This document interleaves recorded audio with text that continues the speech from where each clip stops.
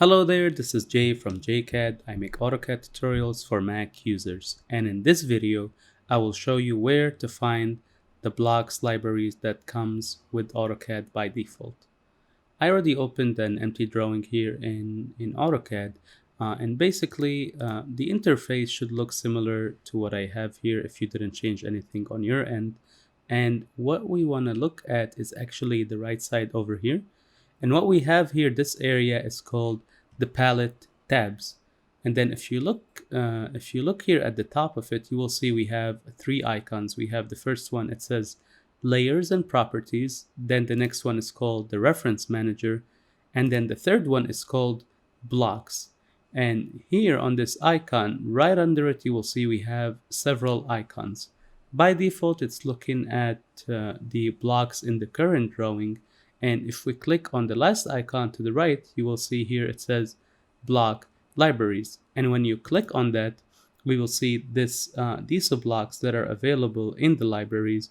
And here we have a list that we can click on.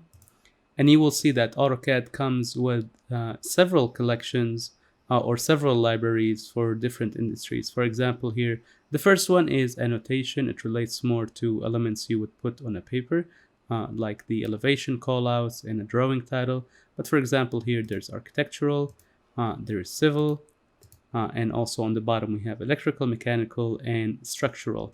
Okay, and also they offer these block libraries for both imperial units for inches and feet, and also for metric.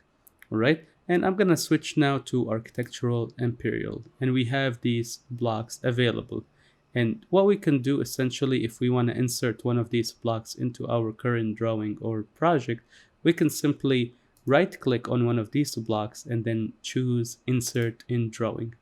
And then now we will have here, we can just click and drop it anywhere. Additionally, what you can do is actually click, drag, and drop it somewhere as well. So that might be faster, but Insert in Drawing is a little bit more accurate.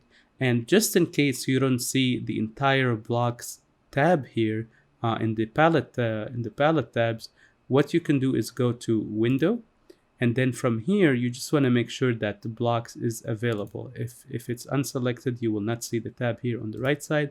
So I'll click back on that. And in case you're not seeing any of the right side of the interface or the left side, most likely you have height palettes selected. So in case you have that, just click on Show Palettes and you'll be able to see everything that I just showed you. And that was it.